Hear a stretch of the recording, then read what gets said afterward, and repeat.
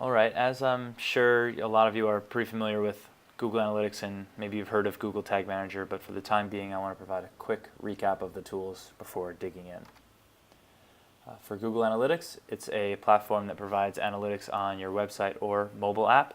I don't think it particularly serves mobile apps very well. I think there are third-party tools that do it better, but for websites, it's really, really great.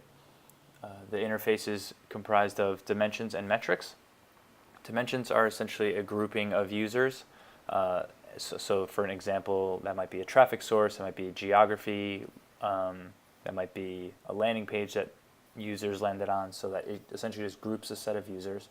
And then metrics are obviously the numbers associated with those dimensions. So that could be bounce rate, sessions, users, revenue, stuff like that.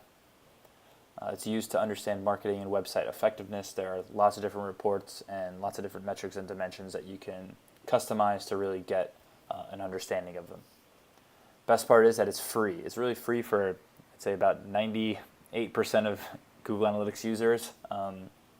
There is an enterprise plan that costs $100,000 a year. It might even be a little more expensive at the moment, but that's really for websites that have a lot of traffic. Also important to note is that it's not a CRM. It's not really a business intelligence tool in the sense that you can't use personally identifiable information. So those things like you can't capture a user's name, email address, social security number, home address, stuff like that, phone number even. None of that can be captured in Google Analytics, so keep that in mind that it's very anonymous. Google Tag Manager, on the other hand, is a tool that facilitates the tracking of a website. So there's no data that lives in Google Tag Manager. It purely sets up tracking for Google Analytics as well as some other tools. It allows marketers to add tracking for Google Analytics without developer assistance. That's the key thing. You can do the Google Analytics page view tracking code. You can do event tracking. You can add third-party pixels like Facebook conversion pixel or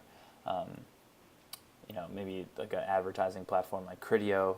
There are lots of different pixels that you can add custom JavaScript in Google Tag Manager so that you don't have to have a developer place it on all pages of your website. It's also, at the moment, somewhat difficult to use for mobile apps, and I'll explain why later, but for now, again, let's just focus on the website proponent of both of these tools.